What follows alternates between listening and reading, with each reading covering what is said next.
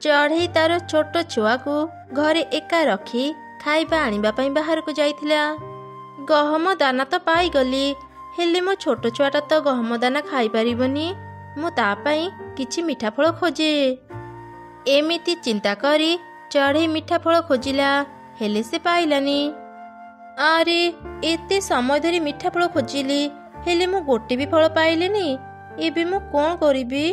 ଚଢ଼େଇ ଯେଉଁ ଗଛରେ ବସିଥିଲା ସେଇ ଗଛ ତଳେ ଦୁଇଟି ବଡ଼ ବଡ଼ ଆମ୍ବ ପଡ଼ିଥିଲା। ହଠାତ୍ ଚଢ଼େଇର ନଜର ସେ ଆମ୍ବ ଉପରେ ପଡ଼ିଲା।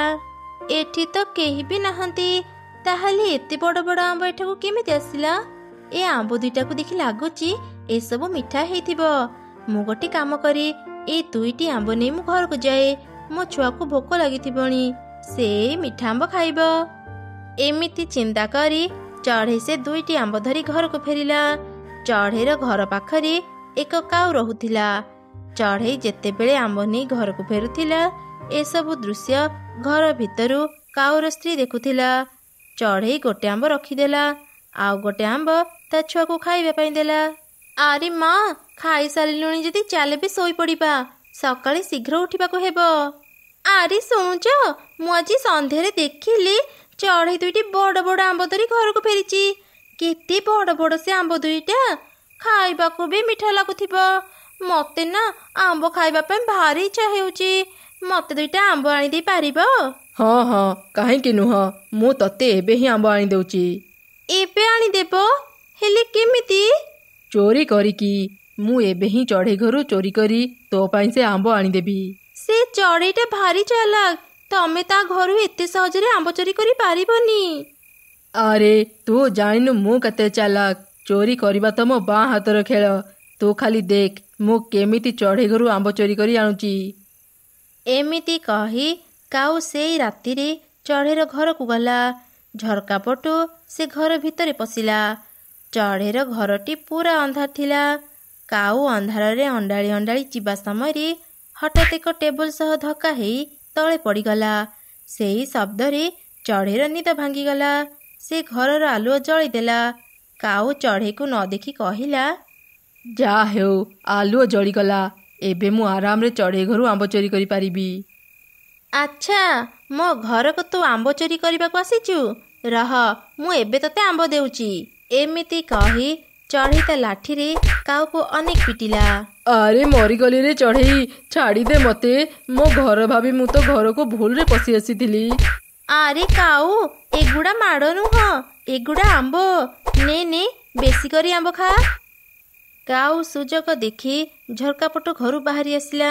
ତା ସ୍ତ୍ରୀ ତାର ଏ ଅବସ୍ଥା ଦେଖି କହିଲା, ଭାରି ତ ଫୁଟାଣି ମାରୁଥିଲ, ମୁଁ ବହୁତ ଚାଲାକ। ଚୋରି କରିବା ତ ମୋ ବାଁ ହାତର ଖେଳ। କୁଆଡ଼େ ଗଲା ତମର ସେ ଫୁଟାଣି? ସାମାନ୍ୟ ଗୋଟେ ଆମ୍ବ ଚୋରି କରି ଆଣିପାରିଲନି, ଓଲଟା ଚଢ଼େଇଠୁ ମାଡ଼ ଖାଇ ଆସି ଏଠି ଭେଁ ଭେଁ ହେଇ କାନ୍ଦୁଛ। ଏମିତି ରାଗି କାଉର ସ୍ତ୍ରୀ ଶୋଇପଡ଼ିଲା। କାଉ ବି ଆଉ କିଛି ନ କହି ଚୁପଚାପ ଶୋଇପଡ଼ିଲା। ସେ ରାତି ବିତିଗଲା। ପରଦିନ ରାତିରେ, ମା, ମତେ ଆଜି ଜମା ବି ନିଦ ଲାଗୁନି। ଚାଲ ନା ମା, ଏବେ ଖେଳିବା। ତାପରେ ସେ ମା ଛୁଆ ଖେଳିଲେ। ଖେଳିବା ସମୟରେ ଛୋଟ ଚଢ଼େଇ ଛୁଆ ବଲ୍ ଫିଙ୍ଗି ଫିଙ୍ଗି ଜୋରରେ ହାତ ତାଳି ମାରୁଥିଲା ଆଉ ହସୁଥିଲା। ତାଙ୍କର ଏଇ ଶବ୍ଦରେ କାଉ ଆଉ ତାର ସ୍ତ୍ରୀର ନିଦ ଭାଙ୍ଗିଗଲା। କାଉ ସ୍ତ୍ରୀ ବିରକ୍ତ ହେଇ କହିଲା, ପ୍ରତି ରାତିରେ ଏ ଦୁଇ ମା ଛୁଆଙ୍କ ଶବ୍ଦରେ ଶାନ୍ତିରେ ଆଉ ଶୋଇ ହେଉନି। ଯାଅ ତ ସେ ଚଢ଼େଇକୁ ତା ଘରୁ ବାହାର କରିଦେବ। କାଲିଠୁ ଯେମିତି ମୁଁ ଆଉ ଏ ଶବ୍ଦ ଶୁଣିବିନି। ଆରେ, ମୁଁ ସେମାନଙ୍କୁ ତାଙ୍କ ଘରୁ କେମିତି ବାହାର କରିବି? ସେମାନେ ତାଙ୍କ ଘରେ ଯାହା ଇଚ୍ଛା କରିପାରିବେ। ଏଇ ଛୋଟ କାରଣରୁ ମୁଁ ତାଙ୍କୁ ଘରୁ ବାହାର କରିଦେଲେ ତ ଜଙ୍ଗଲର ଅନ୍ୟ ଚଢ଼େଇମାନେ ଆମକୁ ଏ ଜଙ୍ଗଲରୁ ବାହାର କରିଦେବେ। କାଉର ଏପରି କଥା ଶୁଣି ରାଗରେ ତା ସ୍ତ୍ରୀ ଘରୁ ଏକ କରତ ଆଣି କାଉକୁ ଦେଲା। ଚଢ଼େଇ ଘରର ଲାଇଟ୍ ବନ୍ଦ ଅଛି, ଲାଗୁଛି ଚଢ଼େଇ ଶୋଇପଡ଼ିଛି। ଏଇଟା ବଢ଼ିଆ ସୁଯୋଗ। ଯାଅ, ଚଢ଼େଇ ଘର ଯେଉଁ ଡାଳରେ ଅଛି ସେ ଡାଳକୁ କାଟିଦିଅ। ନା ଥିବ ଚଢ଼େଇ, ଆଉ ନା ମୁଁ ତାର ଶବ୍ଦ ଶୁଣିବି। କାଉ ତା ସ୍ତ୍ରୀର କଥା ମାନି କରତ ଧରି ଚଢ଼େଇର ଘରକୁ ଗଲା। ଚଢ଼େଇର ଘର ଯେଉଁ ଡାଳରେ ଥିଲା ସେ ସେଇ ଡାଳ କାଟିବା ଆରମ୍ଭ କଲା। କରତ ଶବ୍ଦରେ ଚଢ଼େଇର ନିଦ ଭାଙ୍ଗିଗଲା। ଲାଗୁଛି ମୋ ଘରକୁ ଚୋର ଆସିଛି। ଆଜି ଲାଇଟ୍ ଜଳେଇବିନି, ଯାଇ ଦେଖେ ବାହାରେ କିଏ ଏମିତି ଶବ୍ଦ କରୁଛି। ଚଢ଼େଇ ଲାଠି ଧରି ବାହାରକୁ ଆସିଲା। କାଉକୁ ତା ଘର ବାହାରେ ଦେଖି ତ ସେ ଖୁବ୍ ରାଗିଗଲା। ଆରେ କଳା କାଉ, ତୁ ବୋଧେ ଆମକୁ ଆଉ ଶାନ୍ତିରେ ରହିବାକୁ ଦେବୁନି। ଚଢ଼େଇ ହାତରେ ଲାଠି ଦେଖି କାଉ ଭୟରେ ଥରିଲା। ଚଢ଼େଇ ଭଉଣୀ, ମୋର କିଛି ଭୁଲ ନାହିଁ। ରୋଷେଇ କରିବା ପାଇଁ ମୋ ଘରେ କାଠ ନାହିଁ ତ ସେଥିପାଇଁ ମୁଁ କାଠ କାଟୁଥିଲି। ରୋଷେଇ କରିବା ପାଇଁ ମୋ ଘର ଯୋଉ ଡାଳରେ ଅଛି ତୁ ସେଇ ଡାଳକୁ କାଟୁଛୁ? କାଠ ନେବାକୁ ଆସିଛୁ ତ? ରହ, ମୁଁ ଏବେ ତତେ କାଠ ଦେଉଛି।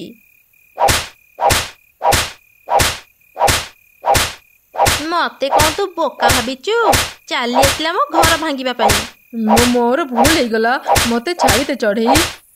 ପୁଣି ଥରେ ମାଡ଼ ଖାଇ କାଉ ତା ଘରକୁ ଫେରିଲା। ମୁଁ ଆଉ କେବେ ବି ତୋ କଥା ମାନିବିନି। ତୋ କହିବା କାମ ମୁଁ ଆଉ କେବେ କରିବିନି। ତମେ ଗୋଟେ ଅପଦାର୍ଥ, ତମ ଦ୍ୱାରା କିଛି କାମ ହେବନି। ମୁଁ ବି ଆଉ ତମକୁ କାମ କରିବାକୁ କହିବିନି। ଏବେ ଯାହା କରିବା କଥା ମୁଁ ନିଜେ କରିବି। ଏମିତି କିଛି ଦିନ ବିତିଗଲା। ଦିନେ କାଉର ସ୍ତ୍ରୀ ଚଢ଼େଇ ଘରକୁ ଆସିଲା। ଚଢ଼େଇ ସେତେବେଳେ ଗ୍ୟାସରେ ଖାଇବା ରାନ୍ଧୁଥିଲା। ଚଢ଼େଇ, ଯା ଶୀଘ୍ର ତ ଘରକୁ ଯା। କ'ଣ ହେଇଛି? ତୁ ଏମିତି ଅସ୍ଥିର ହେଇ ଘରକୁ ଯିବା କଥା କହୁଛୁ ଯେ? ଚଢ଼େଇ, ମୁଁ ଏବେ ଶୁଣିଲି ତୋ ମାର ଦେହ ଭୀଷଣ ଖରାପ। ଯା ଶୀଘ୍ର ତୋ ମାକୁ ଦେଖିବୁ, ନହେଲେ କେତେବେଳେ ଯେ କ'ଣ ହେଇଯିବ। ମାର ଦେହ ଖରାପ ଶୁଣି ଚଢ଼େଇ ତରତର ହେଇ ନିଜ ଛୁଆକୁ ଧରି ତା ମାକୁ ଦେଖା କରିବା ପାଇଁ ଚାଲିଗଲା। ସେ ଏତେ ଚିନ୍ତାରେ ଥିଲା ଯେ ରୋଷେଇ କରୁଥିବା ଗ୍ୟାସକୁ ବନ୍ଦ କରିବା କଥା ଭୁଲି ଯାଇଥିଲା। ସେପଟେ କାଉର ସ୍ତ୍ରୀ ହସି ହସି କହିଲା, ଚଢ଼େଇ, ତୁ ନିଜକୁ ଭାରି ଚାଲାକ ଭାବୁଥିଲୁ ନା? ଏବେ ଦେଖ, ମୁଁ ତ ଘରର ସବୁ ଜିନିଷ କେମିତି ଚୋରି କରୁଛି। ଠିକ୍ ସେଇ ସମୟରେ କାଉ ବି ସେଠି ପହଞ୍ଚିଗଲା। ଆରେ ବା, ତୋ ବୁଦ୍ଧିକୁ ମାନିବାକୁ ହେବ। ଚଢ଼େଇକୁ ବୋକା ବନେଇ ତା ଘରୁ ତାକୁ ବାହାର କରିଦେଲୁ। ଥାଉ, ଆଉ ପ୍ରଶଂସା କରନି। ଚଢ଼େଇ ଆସିବା ପୂର୍ବରୁ ଚାଲ ତା ଘରର ସବୁ ଜିନିଷ ଧରି ପଳେଇବା। କାଉ ଆଉ ତାର ସ୍ତ୍ରୀ ଚଢ଼େଇ ଘରର ସବୁ ଜିନିଷ ବସ୍ତାରେ ପୁରେଇଲେ। ସେପଟେ ଚଢ଼େଇ କିଛି ଦୂର ଯାଇଛି କି ନାହିଁ ତାର ମାକୁ ରାସ୍ତାରେ ପାଇଲା।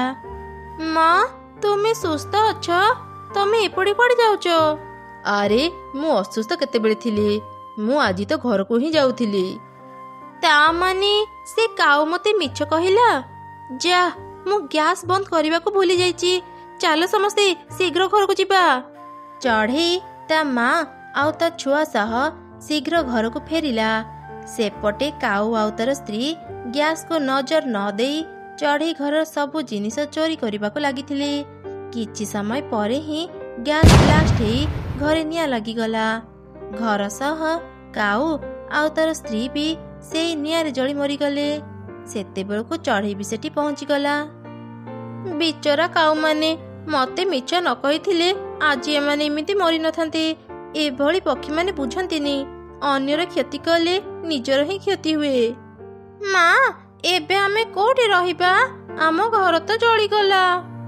ଆଜିଠୁ ଆମେ ଏଇ କାଉମାନଙ୍କ ଘରେ ରହିବା। ଚାଲ ତାଙ୍କ ଘରକୁ ଯିବା। ତାପରେ ସେମାନେ ସମସ୍ତେ କାଉର ଘରକୁ ଗଲେ ଆଉ ସେଇ ଘରେ ରହିବା ଆରମ୍ଭ କଲେ। ଗୋଟିଏ ଜଙ୍ଗଲରେ ଏକ କାଉ ତା ସ୍ତ୍ରୀ ସହ ରହୁଥିଲା। ସେମାନେ ବହୁତ ଅଳସୁଆ ଥିଲେ। ଦିନେ ସକାଳୁ ଚଢ଼େଇ କାଉ ପାଖକୁ ଆସିଲା ଆଉ କହିଲା, କାଉ, ଏଯାଏଁ ଶୋଇଛୁ? ଖାଇବା ଆଣିବାକୁ ଯିବୁନି କି? ସବୁ ଚଢ଼େଇ ଖାଇବା ଆଣିବା ପାଇଁ ଚାଲିଗଲେଣି। ଶୀଘ୍ର ଚାଲ, ଆମେ ବି ଯିବା। ଆରେ ଚଢ଼େଇ, ଏଯାଏଁ ଠିକ୍ରେ ମୋ ନିଦ ଭାଙ୍ଗିନି। ତୁ ଯା, ମୁଁ ଆଉ ଟିକେ ପରେ ଯିବି। ଏମିତି ଶୁଣି ଚଢ଼େଇ ସେଠାରୁ ଚାଲିଗଲା ଆଉ କାଉ ପୁଣି ଥରେ ଶୋଇ ପଡ଼ିଲା। ଆରେ ଶୁଣୁଛ, ଶୀଘ୍ର ଉଠ, ଆଉ କେତେ ସମୟ ଶୋଇବ? ସେ ଚଢ଼େଇ ଠିକ୍ କହୁଥିଲା। ଏବେରୁ ଯଦି ଖାଇବା ଖୋଜିବାକୁ ନ ଯିବା, ପଛରେ ଆମେ ଆଉ ଖାଇବା ପାଇବାନି। ସବୁ ଚଢ଼େଇ ଖାଇବା ଆଣିବା ପାଇଁ ଚାଲିଗଲେଣି। ଏମିତି କାଉ ଆଉ ତାର ସ୍ତ୍ରୀ ଖାଇବା ଖୋଜିବା ପାଇଁ ଚାଲିଗଲେ। ବହୁତ ସମୟ ଖୋଜିଲା ପରେ ସେମାନେ ଅଳ୍ପ କିଛି ଖାଇବା ପାଇଲେ। ସନ୍ଧ୍ୟାରେ ଘରକୁ ଫେରିବା ସମୟରେ ସେମାନେ ବହୁତ ଥକି ଯାଇଥିଲେ। ଏକ ଗଛ ଡାଳରେ କାଉ ଆଉ ତାର ସ୍ତ୍ରୀ ବସି ପଡ଼ିଲେ।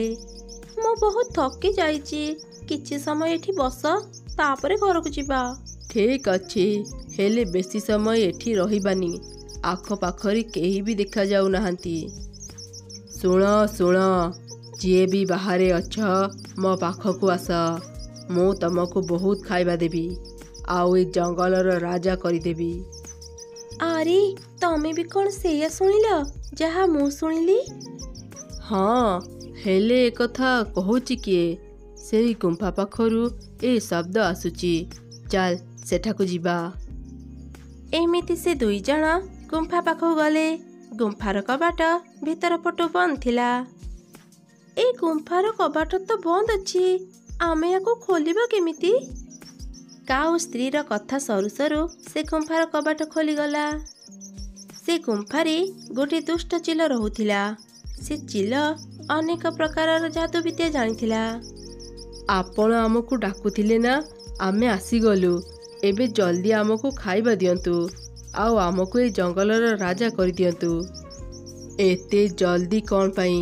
ଆଗ ମୋ ପାଇଁ କିଛି କାମ ତ କର, ତାପରେ ଦେଖିବ ମୁଁ ତମମାନଙ୍କୁ ଏ ଜଙ୍ଗଲର ରାଜା ଆଉ ରାଣୀ କରିଦେବି।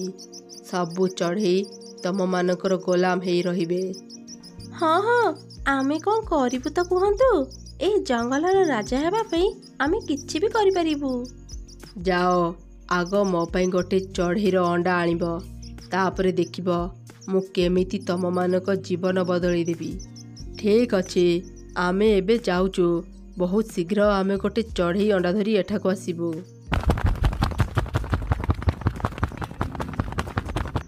ଆରେ ବାଃ, ଲାଗୁଛି ଏ ମୂର୍ଖ ଦଳଙ୍କ ପାଇଁ ଏଥର ମୋ କାମ ଠିକ୍ରେ ହେଇଯିବ। ମୁଁ ଏ ଦୁନିଆର ସବୁଠାରୁ ଶକ୍ତିଶାଳୀ ଚିଲ ପାଲଟିଯିବି। ହା ହା ହା ହା। ଆଚ୍ଛା, ଆମେ ଏବେ ଅଣ୍ଡା କୋଉଠୁ ପାଇବା? ଆଉ କୋଉଠୁ ପାଇବା? ମିଟୁ ଠାରୁ ପାଇଯିବା। ତା ସ୍ତ୍ରୀ ଅଣ୍ଡା ଦେଇଛି ବୋଲି ସେ ଜଙ୍ଗଲରେ କାଲି ମିଠା ବାଣ୍ଟୁଥିଲା। ଆଉ ତାହେଲେ ଡେରି କାହିଁକି କରୁଛ? ଶୀଘ୍ର ଚାଲ, ମିଟୁର ଘରକୁ ଯିବା। ଏମିତି କଥା ହେଇ ସେମାନେ ମିଟୁର ଘରକୁ ଗଲେ। ଗୋଟେ ଗଛ ପଛପଟେ ଲୁଚି ସେମାନେ ମିଟୁର ଘର ଉପରେ ନଜର ରଖିଲେ। ସେତେବେଳେ ମିଟୁ ଆଉ ତାର ସ୍ତ୍ରୀ ଘରେ ନଥିଲେ। ଆରେ ବାଃ, ମିଟୁର ଘରେ ତ କେହି ବି ନାହାନ୍ତି। ଜଲ୍ଦି ଯାଅ, ସେ ଅଣ୍ଡା ନେଇ ଆସ। କାଉ ଶୀଘ୍ର ମିଟୁର ଘରକୁ ଗଲା, ଆଉ ତାର ଅଣ୍ଡା ନେଇ ସେଠାରୁ ଚାଲି ଆସିଲା। ତାପରେ ସେ ଆଉ ତାର ସ୍ତ୍ରୀ ଶୀଘ୍ର ସେ ଗୁମ୍ଫା ପାଖକୁ ଗଲେ। କିଛି ସମୟ ପରେ ମିଟୁ ଆଉ ତାର ସ୍ତ୍ରୀ ନଦୀରୁ ପାଣି ପିଇ ଘରକୁ ଫେରିଲେ। ଘରେ ତାଙ୍କ ଅଣ୍ଡାକୁ ନ ଦେଖି ସେ ଦୁଇ ଜଣ କାନ୍ଦିବାକୁ ଲାଗିଲେ। ମୁଁ ତମକୁ କହିଥିଲି ନା, ଆମେ ସାଙ୍ଗ ହେଇ ପାଣି ପିଇବାକୁ ଯିବାନି। ଦେଖିଲ ତ, ଆମ ଅଣ୍ଡା କିଏ ଚୋରି କରି ନେଇଗଲା। ଆରେ ମୁଁ ଏକଥା କେମିତି ଜାଣିବି? କୋଉ ବଦମାସର ନଜର ଆମ ଘର ଉପରେ ଥିଲା।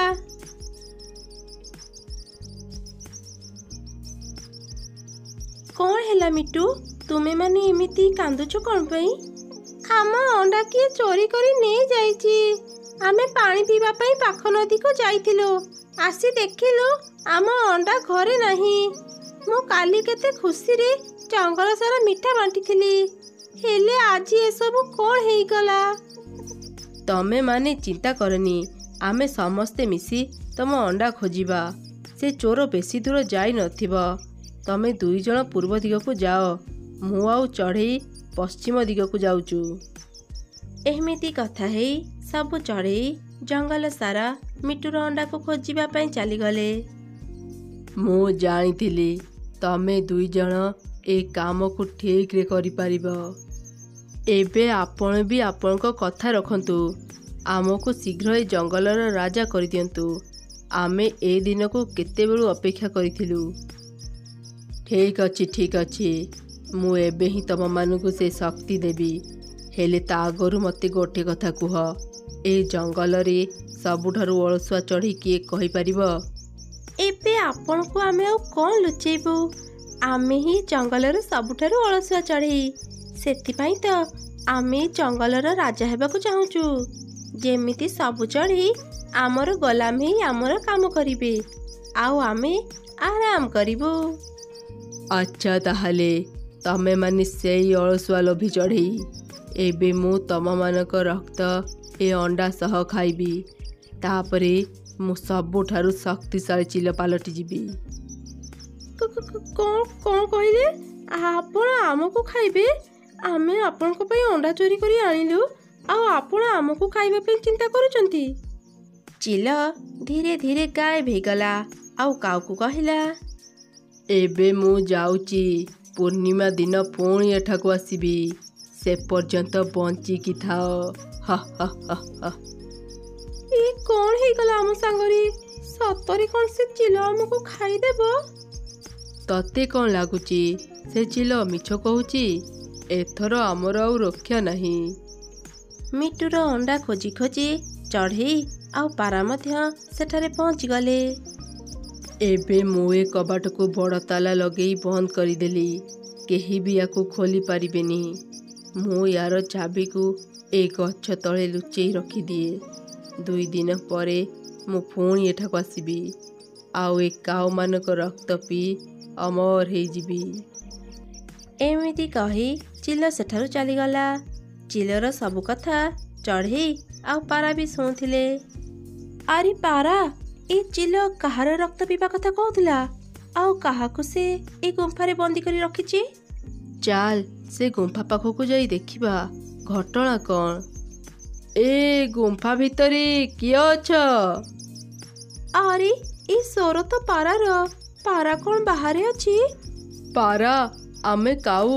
ଗୋଟେ ଦୁଷ୍ଟ ଚିଲ ଆମକୁ ବନ୍ଦୀ କରି ଏ ଗୁମ୍ଫାରେ ରଖିଛି। ଆମକୁ ଏ ଗୁମ୍ଫା ଭିତରୁ ବାହାର କର। ହେଲେ ତମେ ମାନେ ଏ ଗୁମ୍ଫା ଭିତରକୁ ଗଲ କେମିତି? ଆମ ଦ୍ୱାରା ବହୁତ ବଡ଼ ଭୁଲ ହେଇଯାଇଛି। ଆମେ ବହୁତ ବଡ଼ ପାପ କରିଛୁ। ସେ ଚିଲର କଥାରେ ପଡ଼ି ଆମେ ମିଟୁର ଅଣ୍ଡା ଚୋରି କରି ନେଇ ଆସିଛୁ। ସେ ମିଟୁର ଅଣ୍ଡା ବି ଏଇଠି ଅଛି। ଆଚ୍ଛା, ଏସବୁ ତାହେଲେ ତମମାନଙ୍କର କାମ। ଚଢ଼େଇ, ଏ ଗୁମ୍ଫାର ଚାବି ସେ ଗଛ ତଳେ ଅଛି। ଚାଲ ଶୀଘ୍ର ସେ ଚାବି ଆଣି ଏ କବାଟ ଖୋଲିବା। ତାପରେ ଚଢ଼େଇ ଆଉ ପାରା ସେ ଚାବି ଉଠେଇବାକୁ ବହୁତ ଚେଷ୍ଟା କଲେ, ହେଲେ ପାରିଲେନି। ସେ ଚାବି ବହୁତ ବଡ଼ ଆଉ ଭାରି ଥିଲା। ସେତେବେଳକୁ ମିଟୁ ଆଉ ତାର ସ୍ତ୍ରୀ ବି ସେଠାରେ ପହଞ୍ଚିଗଲେ। ଚଢ଼େଇ ଭଉଣୀ, କିଛି ଖବର ପାଇଲ ଆମ ଅଣ୍ଡାର? ହଁ ହଁ, ତମ ଅଣ୍ଡା ଏଇ ଗୁମ୍ଫା ଭିତରେ ଅଛି। ଏବେ ଚାବି ଉଠେଇବାରେ ଆମକୁ ସାହାଯ୍ୟ କର। ଆମେ 2 ଜଣ ଏତେ ଓଜନିଆ ଚାବି ଉଠେଇ ପାରୁନୁ। ତାପରେ ସମସ୍ତେ ମିଶି ଚାବି ଉଠେଇଲେ ଆଉ ତାଲା ଖୋଲି ଗୁମ୍ଫା ଭିତରକୁ ଚାଲିଗଲେ। ମିଟୁ ଆଉ ତାର ସ୍ତ୍ରୀ ନିଜ ଅଣ୍ଡା ପାଇ ବହୁତ ଖୁସି ହେଇଗଲେ। କାଉ ଦଳ, ମିଟୁ ଘରୁ ଅଣ୍ଡା ଚୋରି କରିବା ପାଇଁ ତମମାନଙ୍କୁ ଟିକେ ଲାଜ ଲାଗିଲାନି? ତମମାନଙ୍କ ମନରେ ଟିକେ ବି ଦୟା ଆସିଲାନି? କାଉର ସ୍ତ୍ରୀ କାନ୍ଦି କାନ୍ଦି ସମସ୍ତଙ୍କୁ ସବୁ ଘଟଣା ଜଣେଇଲା ଆଉ ତାଙ୍କୁ କ୍ଷମା ବି ମାଗିଲା। ତମମାନଙ୍କୁ ଆମେ ଆମ ସାଙ୍ଗରେ ଆଉ ନେବୁନି। ଏଇ ଗୁମ୍ଫାରେ ତମେମାନେ ପଡ଼ିଥାଅ। ଏଇଟା ହିଁ ତମମାନଙ୍କ ଭୁଲର ଶାସ୍ତି। ନା ନା ପାରା, ଏମିତି କହନି। ଆମର ଭୁଲ ହେଇଗଲା। ଆମକୁ କ୍ଷମା କରିଦିଅ। ତମେମାନେ ଯଦି ନ ଆସିଥାନ୍ତ ଆମେମାନେ ଆଉ ବଞ୍ଚି ନଥାନ୍ତୁ। ଏଇ ଥରକ ଆମକୁ କ୍ଷମା କରିଦିଅ। ଆମେ ଆଉ ଏଭଳି ଭୁଲ କେବେ ବି କରିବୁନି। ହଁ, ଏଇ ଶେଷ ଥର ଆମକୁ କ୍ଷମା କରିଦିଅ ଆଉ ତମ ସାଙ୍ଗରେ ନେଇଯାଅ। ଆମେ ଆଉ ଏମିତି ଲୋଭ କେବେ ବି କରିବୁନି। ଆଉ କଥା ଦେଉଛୁ, ଆମେ ଆଉ କାହା ସହ କେବେ ବି କିଛି ଖରାପ କରିବୁନି। ଏମିତି ଶୁଣି ସବୁ ଚଢ଼େଇ କାଉମାନଙ୍କୁ କ୍ଷମା କରିଦେଲେ। ତାପରେ ସେମାନେ ନିଜ ନିଜ ଘରକୁ ଫେରିଗଲେ। ସେଦିନ ପରଠାରୁ ସେ ରାସ୍ତା ଦେଇ ଆଉ କେହି ବି ଯିବା ଆସିବା କଲେ ନାହିଁ। କାଉମାନେ ବି ବହୁତ ବଦଳିଗଲେ। ଦିନେ ଏକ ମା ଚଢ଼େଇ ତା ଛୁଆ ସାଙ୍ଗରେ ଖାଇବା ଖୋଜିବାକୁ ଯାଇଥିଲା। ହେଲେ ସେଦିନ ସେମାନେ କିଛି ବି ଖାଇବା ପାଇଲେ ନାହିଁ। ମନ ଦୁଃଖରେ ସେମାନେ ଘରକୁ ଫେରିବା ସମୟରେ ହଠାତ୍ ଏକ ଚିତ୍କାର ଶୁଣିବାକୁ ପାଇଲେ। ବଞ୍ଚାଅ, ବଞ୍ଚାଅ, ମତେ କେହି ସାହାଯ୍ୟ କର। ମା ମା, କିଏ ଚିତ୍କାର କରୁଛି ନା? ତୁମେ ଶୁଣିପାରୁଛ ତ? ହଁ, ମୁଁ ବି ଶୁଣିପାରୁଛି। ନିଶ୍ଚୟ କେହି ବିପଦରେ ପଡ଼ିଛି। ଚାଲ ତା ପାଖକୁ ଯିବା। ଏମିତି କଥା ହେଇ ସେ 2 ମା ଛୁଆ ଶବ୍ଦ ଶୁଭୁଥିବା ଜାଗାକୁ ଗଲେ। ସେମାନେ ଦେଖିଲେ ଏକ ବତକ ଜାଲରେ ପଡ଼ି ଚିତ୍କାର କରୁଥିଲା। ସେ ବତକ ଚଢ଼େଇମାନଙ୍କୁ ଦେଖି କହିଲା, ଚଢ଼େଇ, ମତେ ଟିକେ ସାହାଯ୍ୟ କର। ହେଲେ ବତକ, ମୁଁ ବହୁତ ଛୋଟ। ମୁଁ ତୁମକୁ କେମିତି ଏତେ ବଡ଼ ଜାଲ ଭିତରୁ ବାହାର କରିବି? ଚଢ଼େଇ, ତୁ ଚିନ୍ତା କରନି, ଏଇ ପାଖରେ ଏକ ଯାଦୁର ଲାଠି ପଡ଼ିଛି। ମତେ ସେ ଲାଠି ଧରେଇ ଦେ, ମୁଁ ନିଜେ ହିଁ ଜାଲ ଭିତରୁ ବାହାରିଯିବି। ଏମିତି ଶୁଣି ମା ଚଢ଼େଇ ପାଖରେ ପଡ଼ିଥିବା ଯାଦୁର ଲାଠିକୁ ଉଠେଇ ବତକକୁ ଧରେଇ ଦେଲା। ସଙ୍ଗେ ସଙ୍ଗେ ହିଁ ସେ ବତକଟି ଏକ ସୁନ୍ଦର ପରୀରେ ବଦଳିଗଲା, ଆଉ ସେ ଜାଲ ଭିତରୁ ବାହାରି ଆସିଲା। ତୁମେ କିଏ? ଏ ଜାଲ ଭିତରେ କେମିତି ପଡ଼ିଥିଲ? ଚଢ଼େଇ, ମୁଁ ଜଣେ ପରୀ। ମୁଁ ଏ ଜଙ୍ଗଲକୁ ବୁଲିବା ପାଇଁ ଆସିଥିଲି। ବତକମାନଙ୍କୁ ଦେଖି ମୁଁ ତାଙ୍କ ରୂପ ନେଇଥିଲି। ମୁଁ ମୋ ପୂର୍ବ ରୂପକୁ ଫେରିବା ପୂର୍ବରୁ ହିଁ ଏ ଜାଲରେ ପଡ଼ିଗଲି। ମୋ ହାତରୁ ମୋ ଯାଦୁର ଲାଠି ଖସି ପଡ଼ିଲା। ମୋର ସବୁ ଶକ୍ତି ଏଇ ଯାଦୁର ଲାଠିରେ ଥିଲା, ସେଥିପାଇଁ ମୁଁ ଜାଲରୁ ବାହାରି ପାରିନଥିଲି। ତୁ ମୋତେ ମୋ ଯାଦୁର ଲାଠି ଧରେଇ ଦେବାରୁ ମୁଁ ମୋ ଶକ୍ତି ଫେରି ପାଇଲି। ମୋ ମା କୁହନ୍ତି, ଯିଏ ବିପଦରେ ପଡ଼ିଥାଏ ତାକୁ ସାହାଯ୍ୟ କରିବା କଥା। ତୁମକୁ ସାହାଯ୍ୟ କରି ଆମେ ବହୁତ ଖୁସି। ପରୀ, ତୁମେ ନା ବହୁତ ସୁନ୍ଦର। ଚଢ଼େଇ ଛୁଆ, ମୁଁ ଜାଣିଛି ତମ ବହୁତ ଭଲ। ତମମାନଙ୍କ ଅବସ୍ଥା କଥା ବି ମୁଁ ଜାଣିଛି। ମୁଁ ତମମାନଙ୍କ ଉପରେ ବହୁତ ଖୁସି। ମୁଁ ତମମାନଙ୍କୁ କିଛି ଦେବାକୁ ଚାହୁଁଛି। ଏମିତି କହି ପରୀ ମା ଚଢ଼େଇକୁ ଏକ ପୋଟଳି ଦେଲା। ଏ ପୋଟଳିରେ କ'ଣ ଅଛି ପରୀ? ତୁମେ କ'ଣ ଆମକୁ ଖାଇବା ଦେଉଛ? ନା ନା, ଏଥିରେ ଖାଇବା ନାହିଁ। ଏଥିରେ 3ଟି ମଞ୍ଜି ଅଛି, ହଳଦିଆ, ସବୁଜ ଆଉ ନାଲି ରଙ୍ଗର କଦଳୀ ମଞ୍ଜି। ଚଢ଼େଇ, ତୁ ଏସବୁ ମଞ୍ଜି ନେଇ ନିଜ ବଗିଚାରେ ପୋତି ଦେବୁ। ଯେତେବେଳେ କଦଳୀ ଗଛରେ ଫଳ ଫଳିବ, ହଳଦିଆ ଆଉ ସବୁଜ ରଙ୍ଗର ଫଳ ସମସ୍ତେ ଖାଇପାରିବ। ହେଲେ ନାଲି ରଙ୍ଗର କଦଳୀ ଯିଏ ବି ଖାଇବ, ସେ କେବେ ବି ଖରାପ କାମ କରିନଥିବ। ଯଦି କେବେ ଖରାପ ଚଢ଼େଇ ନାଲି ରଙ୍ଗର କଦଳୀ ଖାଇଦିଏ, ସେ ପୁରାପୁରି ଦୁର୍ବଳ ହେଇଯିବ। ତା ଦେହରେ ଟିକେ ବି ଶକ୍ତି ରହିବନି। ଏମିତି କହି ପରୀ ସେଠାରୁ ଚାଲିଗଲା। ମା ଚଢ଼େଇ ସେ ମଞ୍ଜି ପୋଟଳି ଧରି ନିଜ ଘରକୁ ଫେରି ଆସିଲା। ସେ ନିଜ ବଗିଚାରେ ସେ 3 ମଞ୍ଜି ପୋତି ଦେଲା। ରାତି ହେବା ପରେ ସେମାନେ ଶୋଇପଡ଼ିଲେ। ସକାଳେ ସେମାନେ ଘରୁ ବାହାରି ଦେଖିଲେ ତାଙ୍କ ବଗିଚାରେ 3ଟି କଦଳୀ ଗଛ ବାହାରି 3 ରଙ୍ଗର କଦଳୀ ଫଳିଛି। ମା, ଏ 3ଟି ଗଛରେ 3 ରଙ୍ଗର କଦଳୀ ଫଳିଛି। ଚାଲ ନା ମା, ସେଥିରୁ କିଛି କଦଳୀ ତୋଳି ଖାଇବା। ଠିକ ଅଛି ମୋ ଧନ, ମୁଁ ଏବେ ତୋ ପାଇଁ କଦଳୀ ତୋଳି ଦେଉଛି। ହେଲେ ତୋର ମନେ ଅଛି ତ, ଏ ନାଲି ରଙ୍ଗର କଦଳୀ ଖରାପ କାମ କରିଥିବା ଚଢ଼େଇ ଖାଇପାରିବେନି। ହେଲେ ମା, ଆମେ ତ କେବେ ବି ଖରାପ କାମ କରିନାହାନ୍ତି। ହଁ, ତୁ ଠିକ କହିଲୁ। ଆମେ ସବୁ ପ୍ରକାରର କଦଳୀ ଖାଇପାରିବା। ଏମିତି କଥା ହେଇ ସେ 2 ମା ଛୁଆ ସବୁ ରଙ୍ଗର କଦଳୀ ତୋଳି ଖାଇଲେ। ମା, ସତରେ ଏ କଦଳୀ ସବୁ ବହୁତ ମିଠା। ହଁ, ଏସବୁ ଯାଦୁର କଦଳୀ, ସେଥିପାଇଁ ବହୁତ ମିଠା ଲାଗୁଛି। ଚାଲ, ଆମେ ଅନ୍ୟମାନଙ୍କୁ ବି କଦଳୀ ଦେବା। ସେମାନେ ସବୁଜ ଆଉ ହଳଦିଆ ରଙ୍ଗର କଦଳୀ ଅନ୍ୟ ଚଢ଼େଇମାନଙ୍କୁ ବି ଖାଇବା ପାଇଁ ଦେଉଥିଲେ। ଧୀରେ ଧୀରେ ପୁରା ଜଙ୍ଗଲରେ ଏକଥା ପ୍ରଚାର ହେଇଗଲା। ଦିନେ ଏକ ମିଟୁ ଚଢ଼େଇର ଘରକୁ ଗଲା। ଆରେ ଚଢ଼େଇ, ତୋ ବଗିଚାରେ ତ ଆଗରୁ ଏ 3 କଦଳୀ ଗଛ ନଥିଲା। ମିଟୁ ଭାଇ, ଏସବୁ ଯାଦୁର କଦଳୀ ଗଛ। ଜଣେ ପରୀ ଆମ ଉପରେ ଖୁସି ହେଇ ଏ କଦଳୀ ଗଛ ଦେଇଛନ୍ତି। ମିଟୁ ଭାଇ, ତୁମେ କିଛି କଦଳୀ ଖାଇବ କି?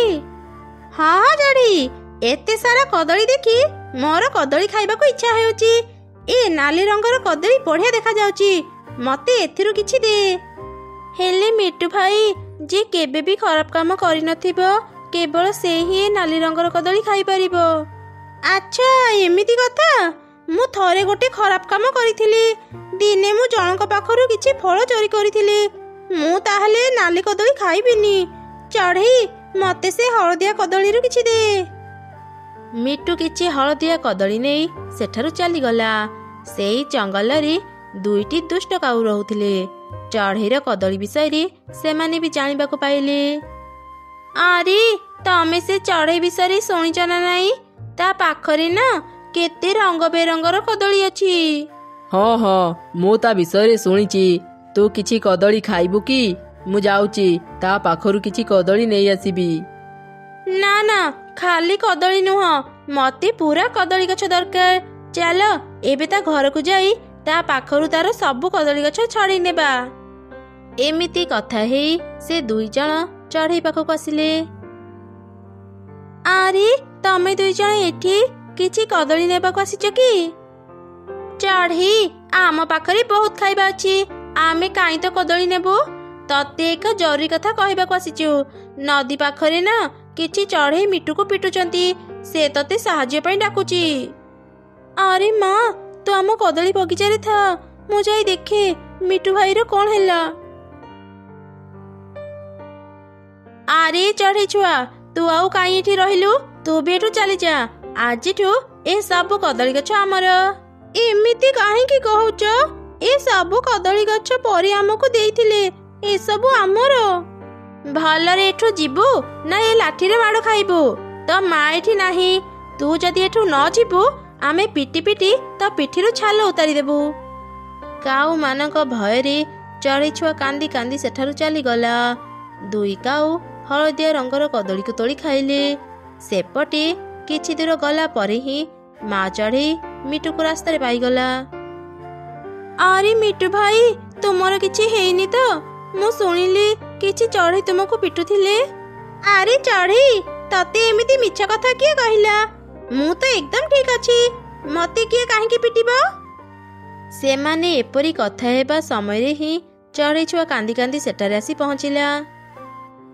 ମା, ସେ ଦୁଷ୍ଟ କାଉମାନେ ମତେ ଜୋର କରି ଆମ ବଗିଚାରୁ ବାହାର କରିଦେଲେ, ଆଉ କହିଲେ ଆଜିଠୁ ସେ ସବୁ କଦଳୀ ଗଛ ତାଙ୍କର। ଆଚ୍ଛା, ଏବେ ବୁଝିଲି ସେ କାଉମାନେ ମତେ କାହିଁକି ଏଠାକୁ ପଠେଇଥିଲେ। ମାରେ, ତୁ ଜମା ବି କାନ୍ଦନି, ମୁଁ ଏବେ ହିଁ ସେ କାଉମାନଙ୍କୁ ଉଚିତ ଶିକ୍ଷା ଦେଉଛି। ତାପରେ ସେ ମା ଛୁଆ ନିଜ ବଗିଚାକୁ ଫେରି ଆସିଲେ। ତମେ ମାନେ ପୁଣି ଆସିଗଲ? ଶୁଣ ଚଢ଼େଇ, ଆଜିଠୁ ଏ 3 କଦଳୀ ଗଛ ଆମର, ତୁ ଏଠୁ ଚାଲିଯା। ହଁ, ଠିକ ଅଛି, ଆଜିଠୁ ଏ ସବୁ କଦଳୀ ତମ ମାନଙ୍କର। ହେଲେ ମୁଁ ତମ ମାନଙ୍କୁ ଏ ନାଲି ରଙ୍ଗର କଦଳୀ ଦେଇପାରିବିନି। ଏ ନାଲି କଦଳୀ ଭାରି ମିଠା, ଏ ନାଲି କଦଳୀକୁ ମୁଁ ଖାଇବି। ଚଢ଼େଇ ପାଖରୁ ଏମିତି ଶୁଣି କାଉର ସ୍ତ୍ରୀ ଶୀଘ୍ର ନାଲି କଦଳୀ ପାଖକୁ ଗଲା। ଏ ଚଢ଼େଇ, ଏ ନାଲି କଦଳୀ ବି ଆମର, ମୁଁ ତତେ ଗୋଟେ ବି କଦଳୀ ଏଥିରୁ ଦେବିନି। ଏବେ ମୁଁ ଏ ମିଠା ମିଠା ନାଲି କଦଳୀ ଖାଇବି। ଆରେ ରହ, ମତେ ବି ଗୋଟେ ନାଲି କଦଳୀ ଦେ, ମୁଁ ବି ସେ ନାଲି କଦଳୀ ଖାଇକି ଦେଖେ ସେ ସବୁ କେତେ ମିଠା। ତାପରେ ସେ 2 କାଉ ନାଲି ରଙ୍ଗର କଦଳୀକୁ ତୋଳି ଖାଇଲେ। କିଛି ସମୟ ପରେ ହିଁ ତାଙ୍କ ଦେହର ସବୁ ଶକ୍ତି ଚାଲିଗଲା। ସେମାନେ ତଳେ ପଡ଼ିଗଲେ। ଉଠିବାକୁ ସେମାନେ ଚେଷ୍ଟା କଲେ, ହେଲେ ପାରିଲେନି, ପୁଣି ଥରେ ତଳେ ପଡ଼ିଗଲେ। ଏମିତି ଦେଖି ମା ଚଢ଼େଇ ଆଉ ତାର ଛୁଆ ହସିବାକୁ ଲାଗିଲେ। ଏବେ ତମେ ମାନେ ମଜା ପାଇଲ? ଖରାପ ଚଢ଼େଇ ମାନେ ଏ ନାଲି କଦଳୀକୁ ଖାଇ ପାରିବେନି, ନହେଲେ ତାଙ୍କର ଏମିତି ଅବସ୍ଥା ହେବ। ଚଢ଼େଇ, ମୁଁ ତତେ ଛାଡ଼ିବିନି, ତୁ ଆମ ସାଙ୍ଗରେ କିଛି ବି ଠିକ କଲୁନି। ତମେ ମାନେ ନିଜ ଭୁଲର ଶାସ୍ତି ପାଉଛ। ଏବେ ପୋକମାନଙ୍କ ପରି ରଙ୍ଗି ରଙ୍ଗି ଘରକୁ ଚାଲିଯାଅ, ନହେଲେ ମୁଁ ପିଟି ପିଟି ତମ ମାନଙ୍କ ଚମଡ଼ା ଉତାରିଦେବି। 2 କାଉ ପୁରାପୁରି ଦୁର୍ବଳ ହେଇଯାଇଥିଲେ। ସେମାନେ କାନ୍ଦି କାନ୍ଦି ଯେମିତି ସେମିତି ନିଜ ଘରକୁ ଫେରିଗଲେ। ଚଢ଼େଇ ଅନ୍ୟମାନଙ୍କୁ କଦଳୀ ଦେଇ ସାହାଯ୍ୟ କରୁଥିଲା। ଏମିତି ସେ ତାର 2 ଛୁଆଙ୍କ ସାଙ୍ଗରେ ଖୁସିରେ ରହିଲା। ଥରେ ଏକ ଜଙ୍ଗଲରେ ବିଭିନ୍ନ ପ୍ରକାରର ଚଢ଼େଇ ରହୁଥିଲେ। ସେ ଚଢ଼େଇମାନେ ବହୁତ ଚାଲାକ ଆଉ ପରିଶ୍ରମୀ ଥିଲେ। ସେଠି ଗୋଟେ ଚଢ଼େଇ ଥିଲା ଯେ ବହୁତ ପାଠ ପଢ଼ିଥିଲା। ସେଥିପାଇଁ ସେ ଜଙ୍ଗଲରେ ଏକ ସ୍କୁଲ ଖୋଲିଥିଲା, ଆଉ ସେ ଜଙ୍ଗଲର ଅନ୍ୟ ଚଢ଼େଇ ଛୁଆମାନଙ୍କୁ ପାଠ ପଢ଼ଉଥିଲା। ତା ବଦଳରେ ଚଢ଼େଇମାନେ ସେ ଶିକ୍ଷକ ଚଢ଼େଇକୁ କିଛି ଚାଉଳ ଦାନା ଦେଉଥିଲେ। ସେଇ ଜଙ୍ଗଲରେ ଗୋଟିଏ ଗରିବ ଚଢ଼େଇ ତା ଛୁଆ ସାଙ୍ଗରେ ରହୁଥିଲା। ସେ ଛୁଆ ଚଢ଼େଇ ବି ଜଙ୍ଗଲର ସ୍କୁଲରେ ପାଠ ପଢ଼ୁଥିଲା। ଦିନେ ସେ ତାର ମାକୁ କହିଲା, ମା, 2 ଦିନ ଭିତରେ ସ୍କୁଲ ଫି ଜମା କରିବାକୁ ସାର୍ କହିଛନ୍ତି। ମୋର ସବୁ ସାଙ୍ଗ ସ୍କୁଲ ଫି ଜମା କରି ସାରିଲେଣି, କେବଳ ମୁଁ ଜମା କରିନି। ଆରେ ଧନ, ଘରେ ତ ସେତିକି ଚାଉଳ ଦାନା ନାହିଁ, ହେଲେ ତୁ ଚିନ୍ତା କରନି, ମୁଁ ଯେମିତି ବି ହେଉ ଦିନେ 2 ଦିନ ଭିତରେ ତ ସ୍କୁଲ ଫି ଜମା କରିଦେବି। ମୁଁ ଆଜି ମୋ ମା ସହ ଦେଖା କରିବାକୁ ଯାଉଛି, ତୁ ଘରେ ଥିବୁ, ବାହାରକୁ ଏକୁଟିଆ ଯିବୁନି। ମା, ମୁଁ ବି କ'ଣ ତମ ସାଙ୍ଗରେ ଯିବି? ନା ରେ ଧନ, ତ ଆଈ ଘର ବହୁତ ଦୂର, ଏତେ ଦୂର ତୁ ଉଡ଼ିକି ଯାଇପାରିବୁନି, ତୁ ଘରେ ଥା, ମୁଁ ଶୀଘ୍ର ଫେରି ଆସିବି। ଏମିତି କହି ମା ଚଢ଼େଇଟି ସେଠାରୁ ଚାଲିଗଲା। ରାସ୍ତାରେ କାଉ ସହ ତାର ଦେଖା ହେଲା। ଆରେ ଚଢ଼େଇ, ଏତେ ତରତର ହେଇ କୁଆଡ଼େ ଯାଉଛୁ? ମୁଁ ମୋ ମା ଘରକୁ ଯାଉଥିଲି। ତୋ ମା ଘର ତ ବହୁତ ଦୂର। ଏତେ ଦୂର ଉଡ଼ି ଉଡ଼ି ଗଲେ ତୁ ଥକିଯିବୁ। ଆସ ମୋ ଅଟୋରେ ବସ୍, ମୁଁ ତତେ ଶୀଘ୍ର ତୋ ମା ଘରେ ପହଞ୍ଚେଇ ଦେବି। ହେଲେ କାଉ, ତତେ ଦେବା ପାଇଁ ମୋ ପାଖରେ ବେଶୀ ଚାଉଳ ଦାନା ନାହିଁ। ମୋ ପାଖରେ ଜମା 2ଟି ଦାନା ଅଛି। ମାତ୍ର 2ଟି ଦାନା? ଏଇଟା ତ ବହୁତ କମ୍। ହଉ ଛାଡ଼, ଆଜି ବି ମୋ ପାଖକୁ ବେଶୀ ଗ୍ରାହକ ଆସିନାହାନ୍ତି। ଚାଲ, ମୁଁ ତତେ ସେଇ 2 ଦାନା ବଦଳରେ ତୋ ମା ଘରେ ପହଞ୍ଚେଇ ଦେବି।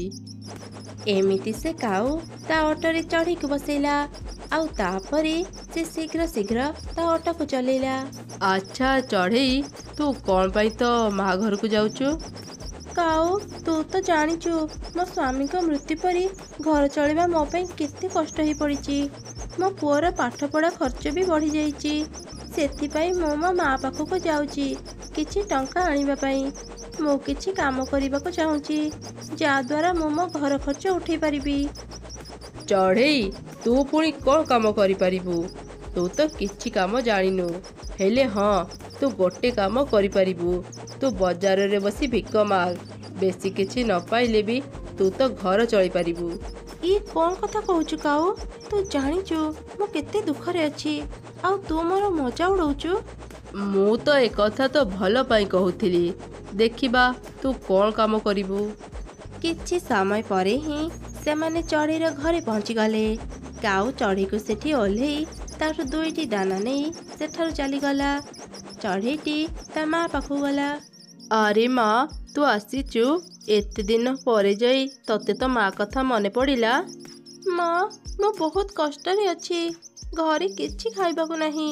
ମୋ ପୁଅର ପାଠପଢ଼ା ଖର୍ଚ୍ଚ ବି ମୁଁ ଉଠେଇ ପାରୁନି।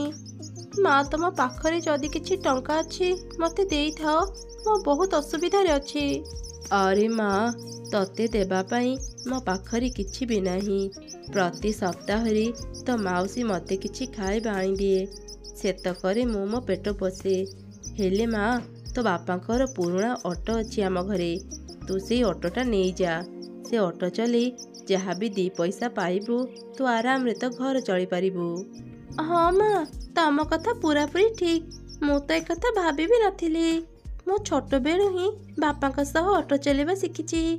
ମା, ବାପାଙ୍କ ଅଟୋ ଠିକ୍ ଅଛି ତ? ହଁ ହଁ, ଏ ଗାଡ଼ି ପୁରାପୁରି ଠିକ୍ ଅଛି। ତୋ ବାପାଙ୍କ ମୃତ୍ୟୁ ପରେ କେହି ବି ଆକୁ ଚଲେଇ ନାହାନ୍ତି।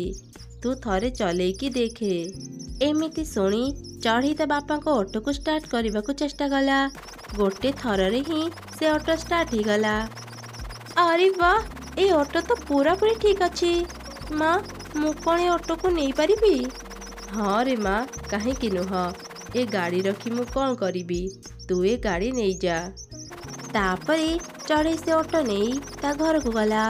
ଛୋଟବେଳୁ ହିଁ ସେ ତା ବାପାଙ୍କଠୁ ଅଟୋ ଚଲେଇବା ଶିଖିଥିଲା। ସେଥିପାଇଁ ସେ ବହୁତ ଭଲ ଅଟୋ ଚଲେଇ ପାରୁଥିଲା। କିଛି ସମୟ ପରେ ହିଁ ସେ ତାଙ୍କ ଜଙ୍ଗଲରେ ପହଞ୍ଚିଗଲା, ଆଉ ବଜାରରେ ତା ଅଟୋକୁ ଛିଡ଼ା କଲା। ସେଠି କାଉ ବି ତା ଅଟୋକୁ ଛିଡ଼ା କରିଥିଲା। ଆରେ ଶୁଣୁଛ, ଦେଖ, ଏ ଚଢ଼େଇ ଗୋଟେ ନୂଆ ଅଟୋ ଆଣିଛି। କିଛି ସମୟ ପୂର୍ବରୁ ତ ସେ ମୋ ଅଟୋରେ ବସି ତା ମା ଘରକୁ ଯାଇଥିଲା। ସେ ତ କହୁଥିଲା ସେ ବହୁତ ଅସୁବିଧାରେ ଅଛି। ଘର ଚଳିବା ପାଇଁ ତା ପାଖରେ ଟଙ୍କା ନାହିଁ। ହେଲେ ଏବେ ଅଟୋ ସେ କେଉଁଠୁ ଆଣିଲା? ଚାଲ ତାକୁ ପଚାରିବା। ଆରେ ଚଢ଼େଇ, ତୁ ଏ ଅଟୋ କେଉଁଠୁ ଆଣିଲୁ? ଏ ଅଟୋ ମୋ ବାପାଙ୍କର। ସେ ଯେତେବେଳେ ବଞ୍ଚିଥିଲେ ଏ ଅଟୋ ଚଲାଉଥିଲେ। ବହୁତ ଦିନରୁ ଏ ଅଟୋ ମୋ ମା ପାଖରେ ଥିଲା। ସେ ମୋତେ ଏ ଅଟୋ ଦେଇଦେଲେ, ଯାହାଦ୍ୱାରା ମୁଁ ଏ ଅଟୋ ଚଲେଇ ମୋ ଘରର ଖର୍ଚ୍ଚ ଉଠେଇ ପାରିବି। ଆଚ୍ଛା ଆଚ୍ଛା, ତୁ ତାହେଲେ ଏବେ ଆମ ସହ ଏଠି କମ୍ପିଟିସନ୍ କରିବୁ?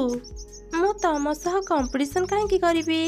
ତମେ ତମ କାମ କର, ଆଉ ମୁଁ ମୋ କାମ କରିବି। ଆରେ ଚଢ଼େଇ, ତୁ ବି ଅଟୋ ଆଣିଛୁ? ଭଲ କରିଛୁ। ଏବେ ଆମ ଜଙ୍ଗଲରେ 2ଟା ଅଟୋ। ଏଥର ସମସ୍ତେ ଆରାମରେ ସବୁଆଡ଼େ ଯାଇପାରିବେ। କୁଆଡ଼େ ଯିବ ତମେ? ଚାଲ ମୋ ଗାଡ଼ିରେ ବସ, ମୁଁ ତମକୁ ସେଠି ନେଇ ଛାଡ଼ିଦେବି। ମୁଁ ଏବେ ହିଁ ନୂଆ ଗାଡ଼ି ଆଣିଛି। ବହୁତ ଭଲ ଚାଲୁଛି ମୋ ଗାଡ଼ି। ଆମ ଗାଡ଼ି ବି ପୁରୁଣା ନୁହଁ, ତୋଠୁ ଭଲ ଆମ ଗାଡ଼ି ଚାଲୁଛି। ଆରେ ଚଢ଼େଇ, ଆମ ଗାଡ଼ିରେ ଆସି ବସ। ତୁ ଯୋଉଠିକି ଯିବୁ ଆମେ ତତେ ନେଇ ଛାଡ଼ିଦେବୁ। ମୁଁ ପାଖ ଜଙ୍ଗଲକୁ ଯିବି। ତମେମାନେ କେତେ ଦାନା ନେବ? ପାଖ ଜଙ୍ଗଲକୁ ଯିବା ପାଇଁ ମୁଁ 5ଟି ଦାନା ନେବି। ହେଲେ ମୋ ପାଖରେ ତ ଜମା 4ଟି ଦାନା ଅଛି। ଆଚ୍ଛା ଚଢ଼େଇ, ତୁ କେତେ ଦାନା ନେବୁ? ମୁଁ 4ଟି ଦାନାରେ ବି ତମକୁ ସେ ଜଙ୍ଗଲରେ ପହଞ୍ଚେଇ ଦେବି। ଆରେ ଚଢ଼େଇ, ଏମିତି କେମିତି ଅଟୋରେ ଯିବୁ? ଆମ ଅଟୋରେ ଆସି ବସ। ଆମେ ତତେ 3ଟି ଦାନାରେ ହିଁ ପାଖ ଜଙ୍ଗଲରେ ପହଞ୍ଚେଇ ଦେବୁ। ଏମିତି ଶୁଣି ସେ ସୁନେଲି ଚଢ଼େଇ କାଉଙ୍କ ଅଟୋରେ ଯାଇ ବସିଲା। ତାପରେ କାଉ ଆଉ ତାର ସ୍ତ୍ରୀ ସେ ଚଢ଼େଇକୁ ନେଇ ପାଖ ଜଙ୍ଗଲକୁ ଚାଲିଗଲେ। ସେମାନେ ସେଠାରୁ ଯିବା ପରେ ପାରା ସେଠାକୁ ଆସିଲା। ଆରେ ଚଢ଼େଇ, ତୁ ବି ଅଟୋ ଆଣିଛୁ? ମୋର ଶୀଘ୍ର ଗୋଟେ ଜାଗାକୁ ଯିବାର ଅଛି। ତୁ ମୋତେ ଟିକେ ପହଞ୍ଚେଇ ଦେବୁ? ତା ବଦଳରେ ମୁଁ ତତେ 5ଟି ଦାନା ଦେବି। ଏମିତି ପାରା ଚଢ଼େଇର ଅଟୋରେ ବସିଲା। ତାପରେ ସେମାନେ ସେଠାରୁ ଚାଲିଗଲେ। ରାତି ହେବା ପରେ ଚଢ଼େଇ ତା ଘରକୁ ଫେରିଲା। ମା, ତୁମେ ଅଟୋ ଚଲେଇ ଜାଣିଛ? ଏକଥା ତ ଆଗରୁ କହିନଥିଲ। ହଁ ଧନ, ଛୋଟବେଳୁ ହିଁ ମୁଁ ମୋ ବାପାଙ୍କ ପାଖରୁ ଅଟୋ ଚଲେଇବା ଶିଖିଥିଲି। ଏବେ ଅଟୋ ଚଲେଇ ମୁଁ ଆମ ଘର ଖର୍ଚ୍ଚ ଉଠେଇ ପାରିବି। ଏବେ ତୁ ବହୁତ ପାଠ ପଢ଼ିପାରିବୁ।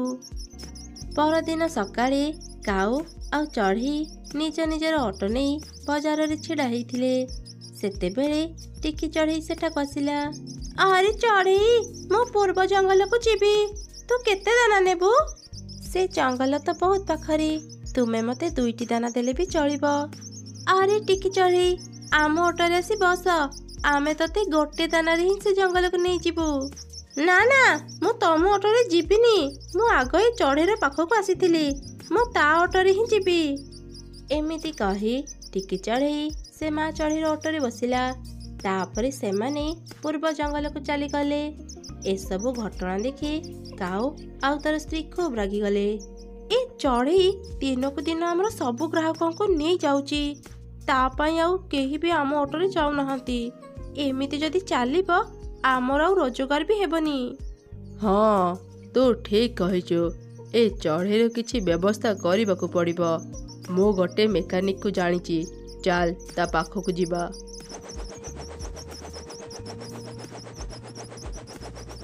ଆରେ ମେକାନିକ, ମୁଁ ତୋ ପାଖକୁ ଏକ ଜରୁରୀ କାମରେ ଆସିଛି।